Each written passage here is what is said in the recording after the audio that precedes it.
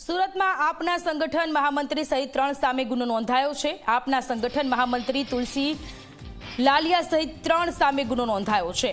તુલસી લાલિયા સહિત 3 લોકો સામે ઓલપાડ પોલીસ સ્ટેશનમાં ગુનો દાખલ થયો છે। ફરિયાદી ગુલામ કાદર ઉર્ફે કાદર શેખે ફરિયાદ નોંધાવી છે। 10 લાખ આપો નહીં તો દુષ્કર્મના કેસમાં ફસાવી દેવાની ચીમકી આપી। આરોપીઓએ ફરિયાદીના પુત્ર પાસેથી 1 લાખ રૂપિયા પડાવી લીધા હતા। તો ઓલપાડ પોલીસે વધુ તપાસ શરૂ કરી છે। તો સુરતની આ ઘટના કે જ્યાં 10 લાખ રૂપિયા આપો નહીં તો દુષ્કર્મ કેસમાં ફસાવી દેવાની ચીમકી આપી છે। ઓલપાડ પોલીસ સ્ટેશન બહાર આમ આદમી પાર્ટીના કાર્યકરો એકઠા થયા છે।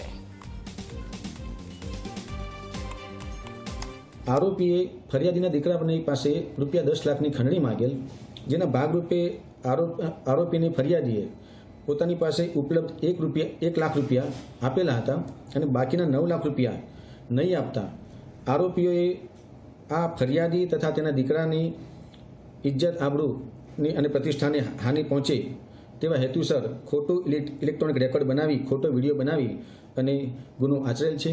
જે ગુનાના ભાગરૂપે આરોપી તુલસીભાઈ લાલૈયા તથા આરોપી કલ્પેશભાઈ પટેલની ઓલપાડ પોલીસે ધરપકડ કરેલ છે અને ગુનામાં આગળની તપાસ તજવીજ હાથ ધરેલ છે।